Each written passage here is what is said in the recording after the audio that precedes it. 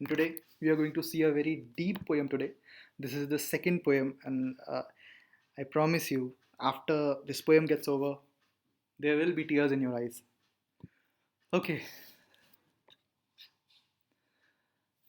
an elementary school classroom in a slum. About the poet. Stephen Spender, 1909 to 1995, was an English poet and an essayist. He left University College, Oxford, without taking a degree and went to Berlin in 1930. Spender took a keen interest in politics and declared himself to be a socialist and pacifist. Books by Splendor include Poems of Dedication, The Edge of Being, The Creative Element, The Struggle of Modern and an Autobiography, World Within World. In an elementary school classroom in a slum, he has concentrated on themes of social injustice and class inequalities. Before you read, have you ever visited or seen an elementary school in a slum? What does it look like? Poem starts. Far, far from the gusty waves, these children's faces, like rootless weeds, the hair torn round their pallor, the tall girl with her weighed down head, the paper seeming boy with rat's eyes, the stunted, unlucky air of twisted bones reciting a father's gnarled disease, his lesson from his desk. At back of the dim class, one unnoted sweet and young, his eyes live in a dream of squirrel's game in tree room other than this. In this stanza, the poet wants to tell us, let's do it in English. Okay, so जो हमारे poet हैं Stephen Spender वो ये कह रहे हैं far far from the gusty waves मतलब तेज चलती हुई हवा ठंडी हवा से बहुत दूर ये चिल्ड्रन हैं ये बच्चे हैं ये स्लम के बच्चे हैं जो कि लाइक रूटलेस वीड्स जैसे बालों को कंपेयर करें रूटलेस वीड्स से जैसे अनकेम्प्ड हेयर बिखरे हुए बाल हैं इनके जैसे कि रूटलेस वीड्स होते हैं the hair torn round that pallor pallor means pale face face को पैलर कहते हैं और pallor means fail face pale face the tall girl with her weight down head the tall girl with a weight down head the paper seeming boy with rat's eyes so एक वहाँ पे एक लंबी लड़की है जो कि मतलब होपलेस है और वेट डाउन हेड का मतलब यहाँ पे है कि या तो उस पर बहुत सारी रिस्पॉन्सिबिलिटीज़ हैं या फिर उसकी सिचुएशन होपलेस हो गई है उसकी ज़िंदगी में कम होप है और इसलिए वो वेट डाउन हेड है उसका और उसकी ज़िंदगी भी एक वेट डाउन लाइफ हो रखी है इस वक्त without any hope the paper seeming boy with rat's eyes something these are called rat's eyes so एक बहुत पतला लड़का है पेपर सीमिंग मतलब पतला विद रैट साइज मतलब उसको खाना नहीं मिल रहा है न्यूट्रिशन की प्रॉब्लम है the stunted unlucky air of twisted bones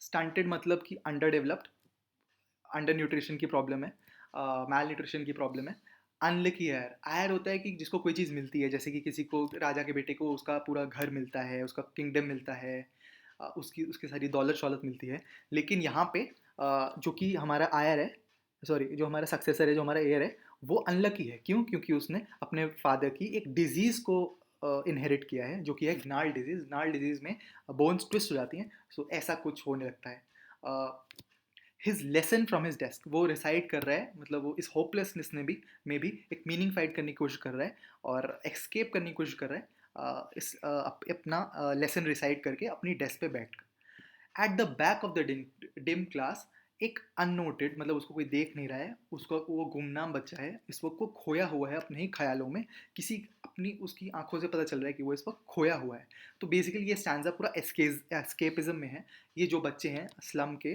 गरीब बच्चे हैं इनकी ज़िंदगी में होप नहीं है इनकी ज़िंदगी में कोई डायरेक्शन नहीं है और इनका कोई फ्यूचर डिफाइंड नहीं है कोई इनकी देखभाल करने के लिए नहीं है और इसलिए ये सब एक एस्केपिज्म रूट पे हैं ज़िंदगी में होप नहीं है इसलिए सब ये डिप्रेस टाइप हैं थोड़ा एस्केपिज्म ये स्टैंजा एस्केपिज्म का थीम पोर्ट्रे कर रहा है okay second stanza on saw cream walls donations Shakespeare's head cloudless at dawn civilized dome riding all cities belled flowery tireless valley open-handed map awarding the world its world and yet for these children these windows not this map their world where all their futures painted with a fog, a narrow street sealed in with a lead sky, far, far from rivers, capes and stars of words. इसको देखते हैं इस stanza को English में कि on sorry cream walls का मतलब ऐसी वॉल्स, ये हैं सॉर क्रीम वॉल्स, मतलब कि बहुत पहले पेंट हुआ था लेकिन अब वो जो कलर है वो फ्रेश नहीं रहा, सौर हो गया, जैसे दूध खट्टा हो जाता है सौर हो जाता है, वैसे ही ये दीवारों के कलर से कंपैरिजन है। डोनेशन मतलब वो डोनेशन से किया गया है और उनके लिए जो भी है वो डिपेंडेंट है दूसरों की डोनेशंस पे ये लोग। शेक्सपियर्स हेड मतलब वहाँ पे पीछे उनकी क्लासरूम के पीछे दीवार पे शेक्सपियर का एक हेड है। और एक क्लाउडलेस एट डॉन मतलब एक ऐसी मॉर्निंग, डॉन का मतलब होता है मॉर्निंग, तो एक क्लाउडलेस मॉर्निंग का पोर्ट्रेट है ऐसा कुछ। और एक सिविलाइज डॉम जो उनकी बिल्डिंग है, riding all cities, belled flowery Tyrolese valley. एक टायरोलिस वैली की एक पोर्ट्रेट है जो कि बहुत आयरॉनिकल है क्योंकि टायरोलिस वैली एक ऑस्ट्रिया में है। और मतलब ये फोटो इंडिपेंडेंस, फ्रीडम, खुशी, इन सब चीज़ों को पोर्ट्रे करती है, लेकिन जहाँ पे वो हैं इस वक्त वैसा वहाँ पे ऐसा कोई भी एलिमेंट नहीं है। वहाँ पे सब दुख है, सब गम है और सब अंधेरा है। Open handed map awarding the world it's world, वहाँ पे एक मैप है जो कि कंट्री सिटीज़ के बारे में बता रहा है, लेकिन वहाँ पे उनके स्लम को नहीं दिखा रहा है, वो वहाँ पे उनके स्लम की मार्किंग नहीं है उस मैप में। तो ये जो वर्ल्ड जहाँ पे वो जिस स्लम में वो बैठे हैं, जिस स्लम के स्कूल में बैठे हैं, वो एक अलग वर्ल्ड है और जो मैप वर्ल्ड दिखा रहा है वो एक अलग वर्ल्ड है। And yet for these children these Windows not this map there world. और असली में इन बच्चों के लिए, जबकि वो पूरी दुनिया का मैप है जो उनकी क्लास के पीछे लगा है, वो मैप असली नहीं है। उनकी खिड़की से जो दिखता है, जो अंधेरा दिखता है, जो स्लम दिखता है, जो गलियां दिखती हैं, वो एक मैप है।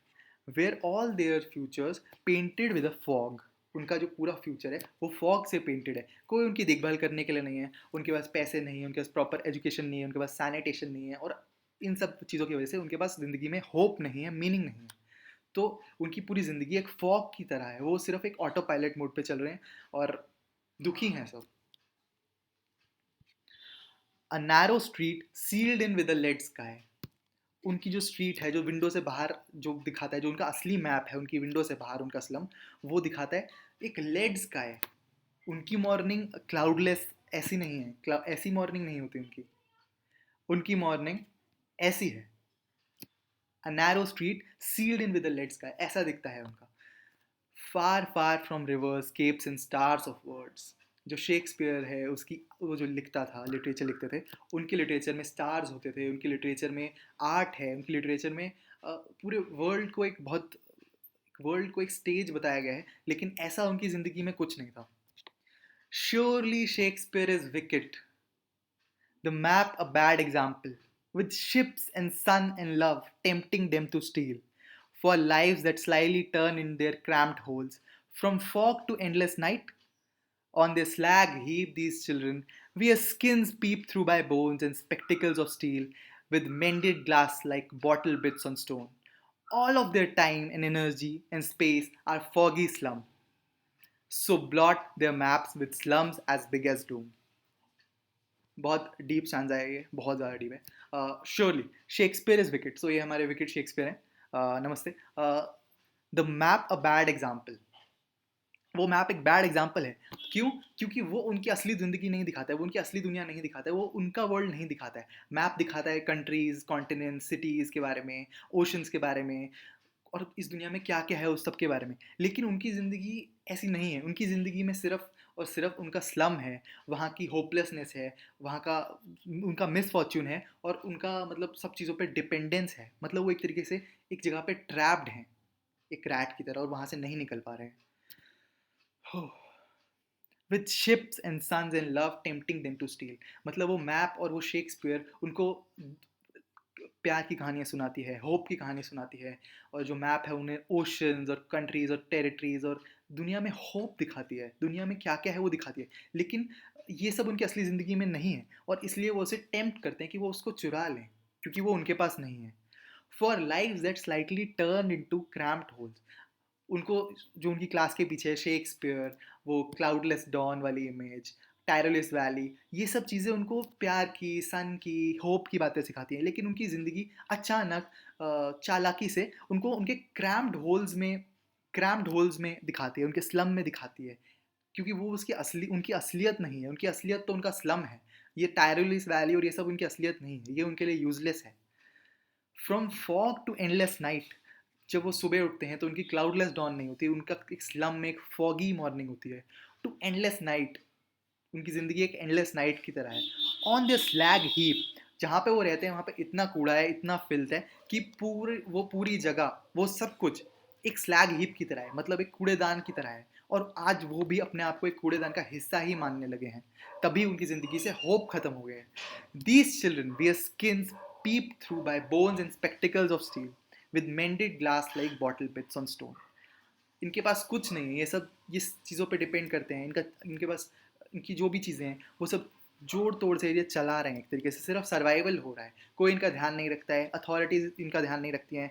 इनके इनकी ज़िंदगी सिर्फ एक जुगाड़ की तरह चल रही है। और ये अपनी चीज़ों को भी जैसे कि इनके स्पेक्टिकल्स ऑफ स्टील हैं, वो मेंडेड ग्लास के साथ चला रहे हैं, like bottle pits. So blot their maps with slums as big as doom. और असली में उनका जो मैप है, वहाँ पे कोई कंट्री नहीं है, कोई ओशन नहीं है, कोई सिटी नहीं है, सिर्फ एक स्लम है, सिर्फ एक स्लम है। और उनकी स्लम ही उनका असली मैप है। और यही उनका एक तरीके से काला धब्बा है उनके असली मैप पे। Stanza 4. Unless governor, inspector, visitor, this map becomes their window, and these windows that shut upon their lives like catacombs break open till they break the town and show the children to green fields and make their world run azure on gold sands. And let their tongues run naked into books, the white and green leaves open history, theirs whose language is the sun. तो ये आखिरी stanza बहुत ज़्यादा hopeful है, बहुत hope दर्शाता है। ये बताता है कि जैसे कि जब गवर्नर, इंस्पेक्टर, विजिटर, जब ये लोग बच्चे थे, जब ये लोग एक चाइल्ड थे, जब इनके चाइल्डहुड में इनको भी एक हेल्पिंग हैंड मिला होगा। हो सकता है वो उनके फैमिली मेम्बर के थ्रू हो सकता है वो किसी अथॉरिटी के थ्रू हो, लेकिन वो हेल्पिंग हैंड और एक डायरेक्शन के थ्रू ही ये गवर्नर, इंस्पेक्टर, विजिटर, ऑफिसर जो भी है, ये एक अपने सोसाइटी में पोजीशन अचीव कर पाए, अपना फ्यूचर डिसाइड कर पाए, सिर्फ उस हेल्प की वजह से, सिर्फ उस राइट गाइडेंस की वजह से। मे बी एक टीचर इनकी ज़िंदगी में थे, तो वो मेंटर, वो गाइड इनको इन बच्चों के लिए बनना है, एक बार इनकी तरफ झांकना है, और ये समझ जाएंगे कि किस दर्द में ये जी रहे हैं। This map becomes their window and these windows that shut upon their lives like catacombs. अगर ऐसा नहीं हुआ, अगर उन्होंने हेल्प नहीं करी, अगर उन्होंने एक बार भी इनकी तरफ मुड़ के नहीं देखा, तो वो उनकी ज़िंदगी एक कैटाकोम्ब की तरह बन जाएगी। कैटाकोम्ब होता है अंडरग्राउंड क्रेमेटरी, मतलब एक तरीके से जहाँ पे लोगों को दफनाया जाता है। तो ये जिंदा होते हुए भी दफन हो जाएंगे। इनके सपने, इनकी आशाएं, इनकी ज़िंदगी एक होपलेसनेस के समंदर में डूब जाएगी।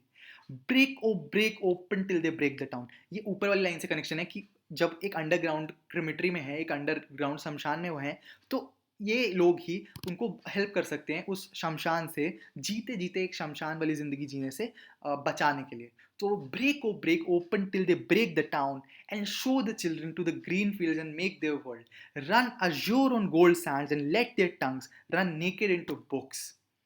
तो इसका मतलब है कि अगर ये इनकी हेल्प करेंगे, अगर ये सिर्फ इन्हें एक इक्वल अपॉर्चुनिटी देंगे, तो ये बच्चे भी बिल्कुल काबिल हैं रन अज्योर करने के लिए, मतलब अपने सपने पूरे करने के लिए, और लोगों को दिखा देने के लिए कि ये किसी से भी कम नहीं है। तो ये ग्रीन फील्ड्स में जाके भाग सकेंगे, मतलब ये अपने सपने पूरे कर सकेंगे, एक अच्छी ज़िंदगी जी सकेंगे और कुछ बन पाएंगे और आगे भी लोगों को हेल्प कर पाएंगे, जो कि इन जैसी सिचुएशन में आज भी है। And let their tongues run naked into books and white and green leaves। और इसका मतलब है कि अगर इन्हें हेल्प करेंगे, इनकी पढ़ाई का ध्यान रखेंगे, तो ये लोग भी एक इक्वल एजुकेशन को डिजर्व करते हैं और बराबर ही पढ़ पाएंगे और एक अजोर सैंड में घूम पाएंगे। इसका मतलब ये अपने सपने पूरे कर पाएंगे। बेसिकली इनको एक इक्वल राइट चाहिए, एक इक्वल अपॉर्चुनिटी चाहिए, और इनको एक सपोर्ट चाहिए, इस वक्त एक हेल्पिंग हैंड को लेंड करने की ज़रूरत है यहाँ पे।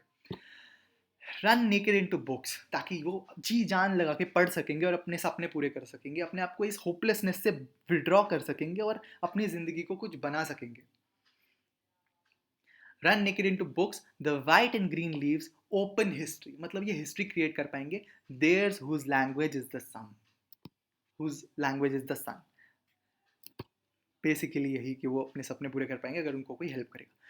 तो थैंक यू, ये थी इसकी समरी, बहुत डीप है और क्या बोलूँ मैं, क्या बोलूँ बस, कुछ बोलने लायक ही नहीं हूँ, क्योंकि मैंने भी अपनी ज़िंदगी में इतनी तो हेल्प नहीं करी है। लेकिन मैं बस यही कहूँगा कि ये पोएम पढ़ने के बाद ना एक फीलिंग आती है कि हम दुनिया को बदल देंगे, हम दुनिया को बचा लेंगे। लेकिन मैं आपको कहूँगा कि आपके घर पे कोई काम करने आता है, आपके घर पे कोई कपड़े धोने आता है, कुछ भी, उनकी मदद करो। हो सके तो उनके बच्चों को फ्री एजुकेशन, हो सके तो उनके बच्चों को कुछ, इवन अगर एजुकेशन नहीं दे सकते तो किताबें खरीद के दे दो। अगर स्कूल में दाखिला नहीं करा सकते तो उनको खुद 1 घंटा पढ़ा दो। 7 साल पहले जब मैं स्कूल में था, तब मेरी एक दोस्त ने मुझसे बोला था कि मैं ये करूँगी, मैं वो करूँगी, मैं ये करूँगी, मैं वो करूँगी, ये पोएम पढ़ने के बाद। तो मैंने उसे बोला था कि ऐसा कुछ नहीं होगा, तू भूल जाएगी, तेरी शादी हो जाएगी, तेरे बच्चे हो जाएंगे और आगे बढ़ जाएगी तू, ऐसे ही मेरे साथ भी होगा। लेकिन वो आज भी 7 साल से आज भी हर सैटरडे संडे एक एनजीओ में जाके पढ़ाती है, और ये उसका कंट्रीब्यूशन है। सो ये दुनिया तुम्हारे हाथों में ही है। सूरज मत ढूंढो, सूरज बनो। चलो बाय।